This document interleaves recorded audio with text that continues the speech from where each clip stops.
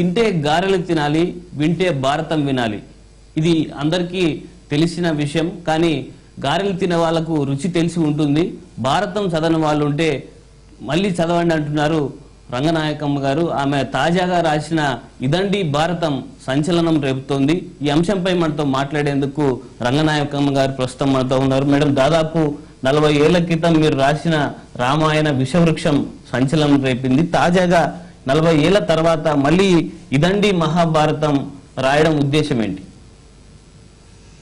రాయాలని మొదలు పెట్టలేదు.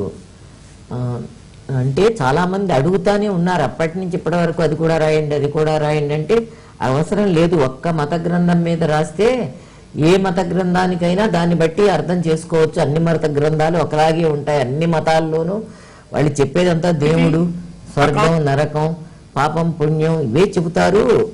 పేదలు ధనికులు వాళ్ళు అలాగే ఉండడం ఇవన్నీ చెబుతారు. కాబట్టి ఒక్కదాని గురించి చెబితే చాలు, అన్నీ అక్కర్లేదు అని అంటూ ఉన్నాను. అయినా ఇది ఒక రాజు చదువుదాం ఈ భారతం. నేను అంతకుముందు కంప్లీట్గా చదవలేదు.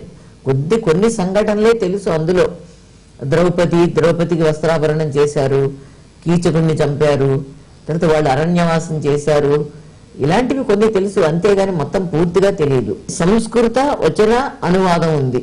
గంగూలీ బెంగాలీ పండితుడు. అది ఎప్పుడు రాశాడు? 18వ శతాబ్దంలో. ఆయన ఏంటి యథాతథంగా రాశాడని అందులో ఆయన చెప్పుకున్నాడు, రాశాడు కూడా. నాకు ఎవరికీ తెలియని పుస్తకం ఇది, నాకు తెలియదు. అందుకని కంప్లీట్ గా చదవాలి. చదవడం అంటే చదవడం మొదలుపెట్టిన తర్వాత రాసేయాలని కూడా అనిపించింది. మహాభారతాన్ని అందరూ పవిత్రంగా భావిస్తారు. ఈ అంటే ఎలాంటి ఆధారాలు లేకుండా రంగనాయకమ్మ గారు ఈ విమర్శలు చేశారనేది మీపై ఆరోపణ. కల్పించింది ఏమీ లేదు. అంతా అందులో ఉన్న కథల్ని మొదటి కథ నుంచి చివరి కథ వరకు మొత్తం పుస్తకం అయిపోయే వరకు నేను చదివాను. వరుస పెట్టి కథలు చెప్పాను, కథలు రాశాను. అది కల్పన కాదు. అంటే ఇది భారతం అన్నది సంస్కృతం మూలం. అంటే సంస్కృతంలో మీరు చదివారా, కేవలం అనువాద గ్రంథాల మీదే డిపెండ్ అయ్యి వాటిని రాశారా అన్నది మరో ప్రశ్న. అవును, అని సంస్కృతం చదవలేదు. కానీ సంస్కృతానికి ప్రతిపదార్థాలు, తాత్పర్యాలు ఉంటే అవి తప్పనిసరిగా అవి చదివేవాళ్ళం. ఓవరాల్ గా మహాభారతం పుస్తకం నేటి సమాజానికి అవసరం లేదని మీరు చెప్పదలుచుకున్నారా? అవసరం లేదు. ఇప్పుడే కథలు ఇప్పుడు అవసరం లేదు అది.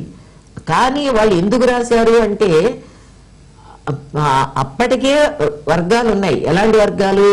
యజమానులు, శ్రామికులు. ఆ యజమానులు, శ్రామికులు వాళ్ళు పనిచేయరు. ఆ యజమానులు ఎవరు? భూస్వాములు. ఆనాడు ఉన్న యజమానులు భూస్వాములు, లేకపోతే బానిస యజమానులు, కొంత భూస్వాములు అలా ఉన్నారు. వాళ్ళు పనిచేయరు. వాళ్ళు పని చేయకుండా శ్రామికులతో పని చేయించాలి అంటే వాళ్ళకి ఏదో నేర్పాలి. మీరు దేవుడు ఉన్నాడు, స్వర్గం ఉంది, పాపం ఉంది, లేకపోతే నరకం ఉంది, మీరు మీ యజమానులు చెప్పినట్టుగా మీరు పనిచేస్తే, ఎంతో వినయ విధేయతలతో మీరు పనిచేస్తే మీరు స్వర్గానికి వెళ్తారు. రాముడి దగ్గర హనుమంతుడు అలాంటి బంటే.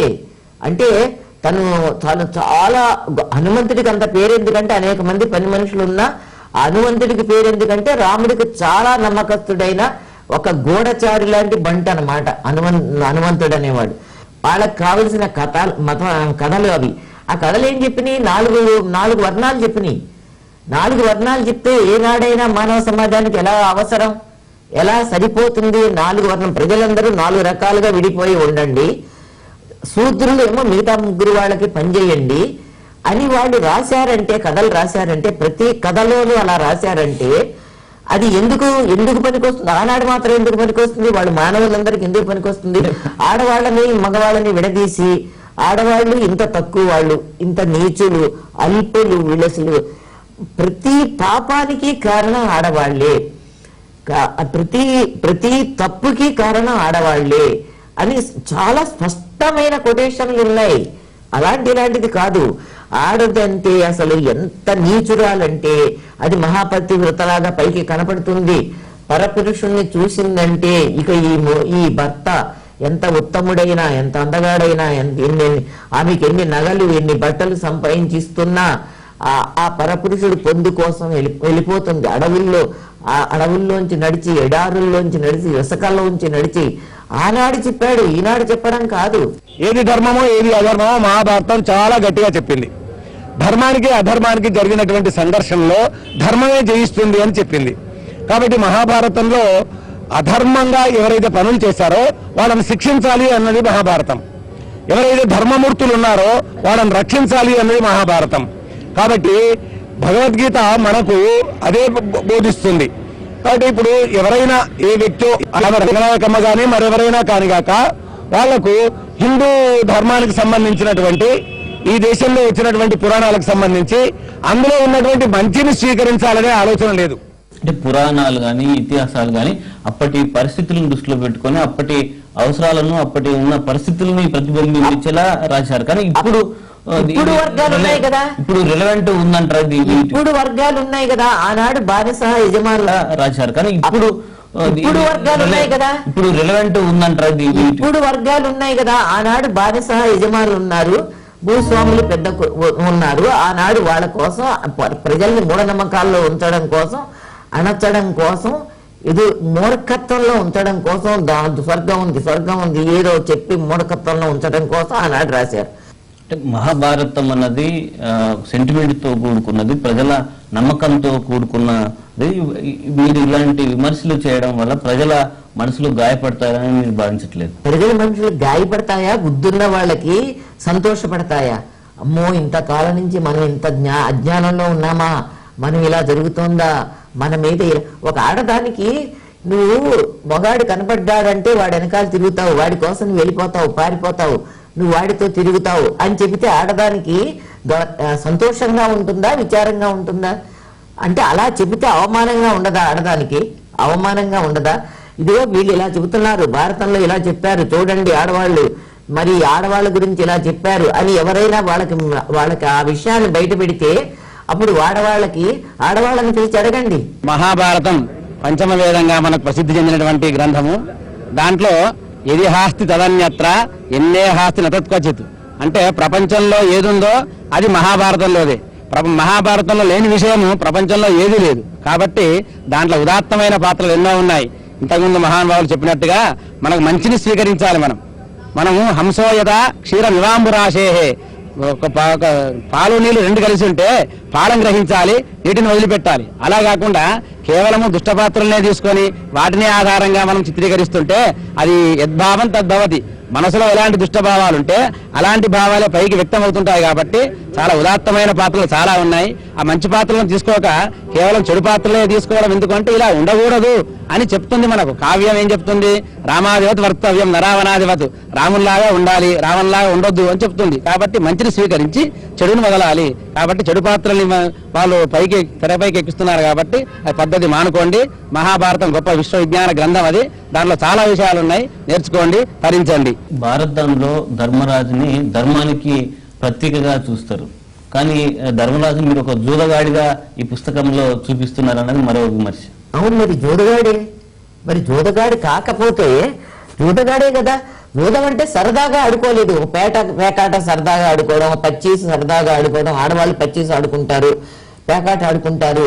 సరదాగా ఆడుకోవడం కాదు అది. రాజ్యాలు అక్కడ పెట్టి వాడు నెగ్గితే వీడి రాజ్యం, వీడి నెగ్గితే వాడి రాజ్యం.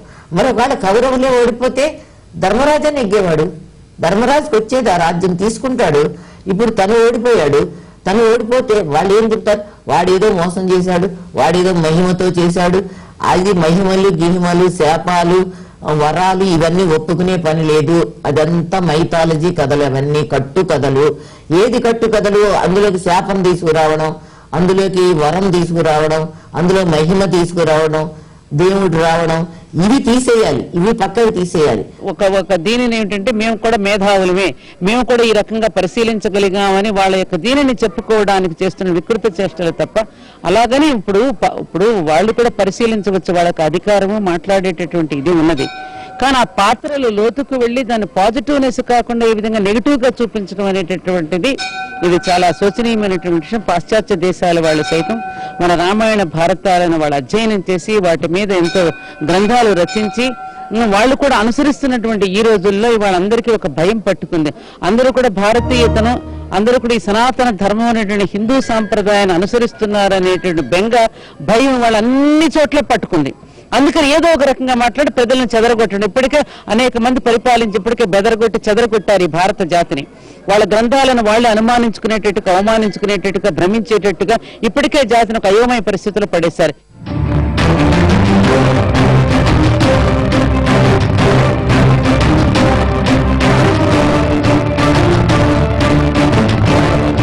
సహజమైన అలోవెరా మరియు షాజాలతో కూడిన